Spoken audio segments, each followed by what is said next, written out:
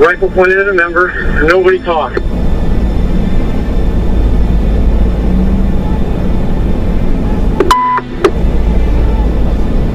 Surrey Field, we need G.R.C here. We're getting ERT from returned. Suspect is in possession of an AR-15. He pointed at me. Multiple shots fired. Shots fired at members of AR-15. We're getting hurt. I'm out of my vehicle. I'm safe. He's still in his vehicle. The vehicle's pinned by my car.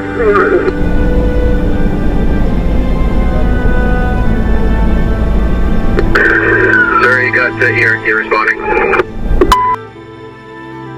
When I begin to think about and talk about this incident, my mouth gets dry to the point where I can barely open my mouth anymore.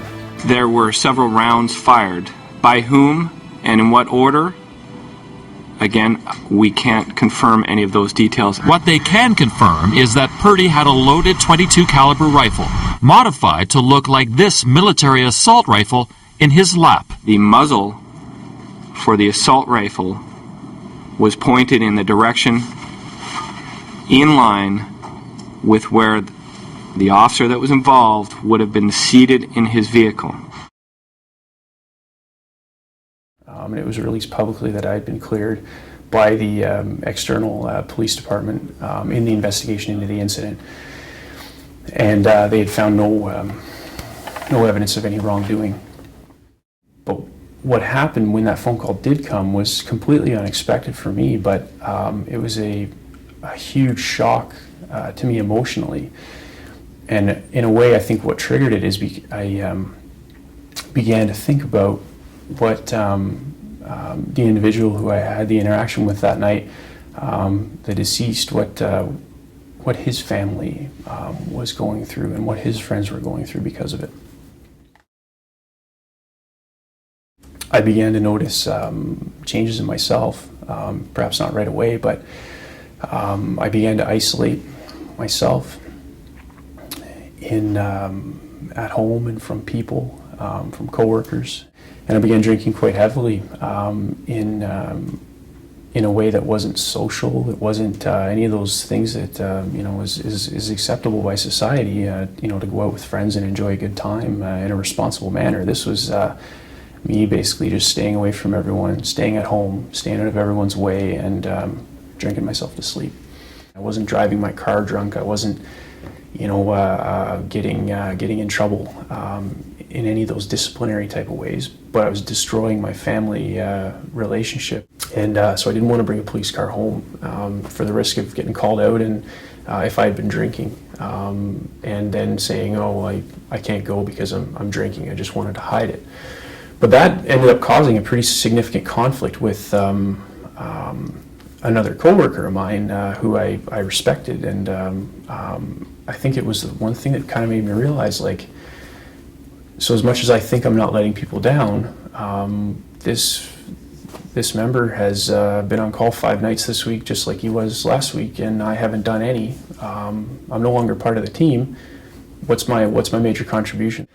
And it's a really, really hard feeling to describe, but I've described it to other police officers that I've spoken with since that went through similar things. But I would get in my car at the end of the day to drive home, and I would just sit there and not even turn the car on, not even turn the radio on, but just kind of sit there and think, okay, I'm not happy at work. I don't feel like people like me. I don't really have any friends anymore because I just abandoned everyone. And I'm not happy at home because I'm making everyone miserable there, and also I just can't deal with the stress. I ended up going through a phase where I did some really weird things that, like one of them was I became, I wouldn't say obsessed, but I spent an awful lot of money on purchasing publications and magazines and manuals about guns. I had never had a huge interest in guns before, but suddenly I felt like I needed to know everything you could possibly know about firearms. I think that was part of my feeling that my hypervigilance. I needed to be prepared for whatever could happen. It got to a point where, I made sure there was a first aid kit in like every, vehicle or corner of the room or whatever, and I kind of became obsessed with that too. I don't use that term. I don't use PTSD. And the reason for that is, again, a very personal feeling, but the last word in PTSD is disorder, and I tend to use the term occupational stress injury because it was an injury, a real injury that I did suffer because of the stress of my occupation. It's work related. So I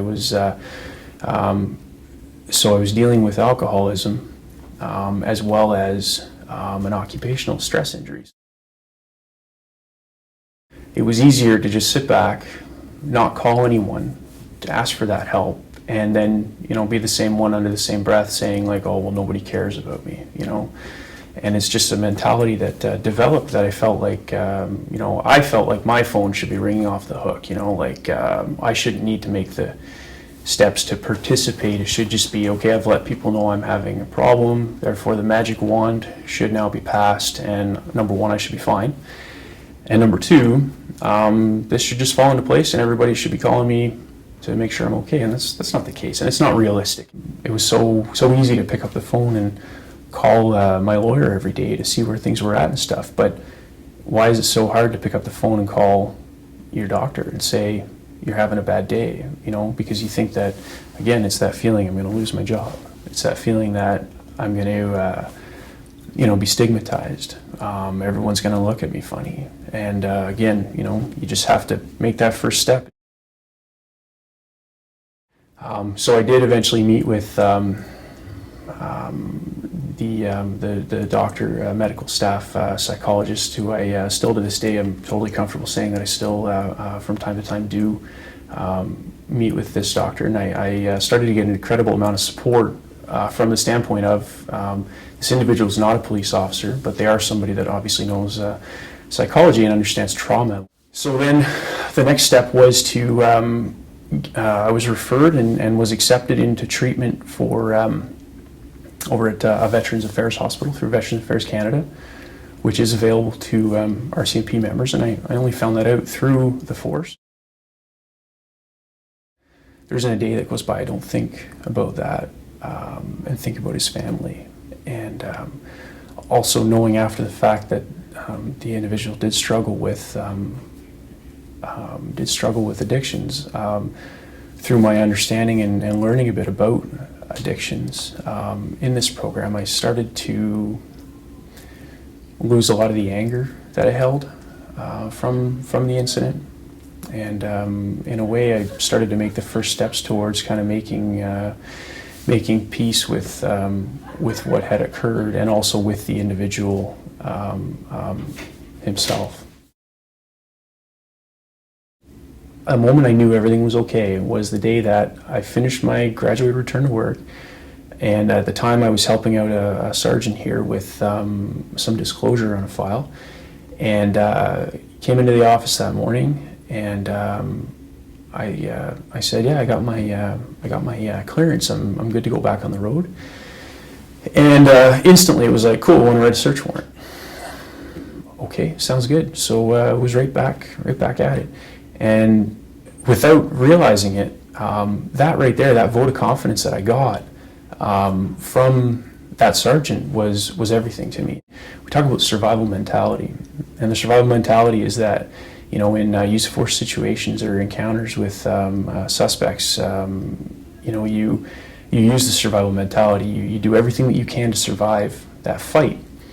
But I think we need to transition that survival mentality into also surviving after the lights are turned off, after the siren's off, after, once the scene is clear, and that we need to continue to try to survive, because I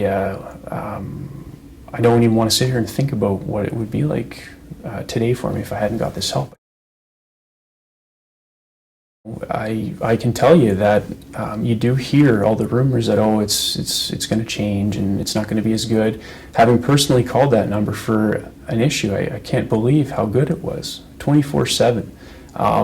Who else are you going to call at 2 o'clock in the morning that you actually know is going to be on the other end of the phone if you're really having a bad time? And then the other thing is, it was like the next day when a referral called me to say, when can we set up an appointment? You know, it works. We need things like that, because if you're afraid of talking to other cops about things because you're embarrassed about it, then talk to a professional about it. I wanted to tell my story because one of the things that I found is really easy to do is to sit back and be negative about everything. You know, if you listen to everything that you hear around you right now in the media, and again, this is not the media's fault, but you'll hear that there is no support for anyone going through post-traumatic stress disorders or occupational stress injuries or anything, and it's just not true. It's just not true. Shot fired at the speed.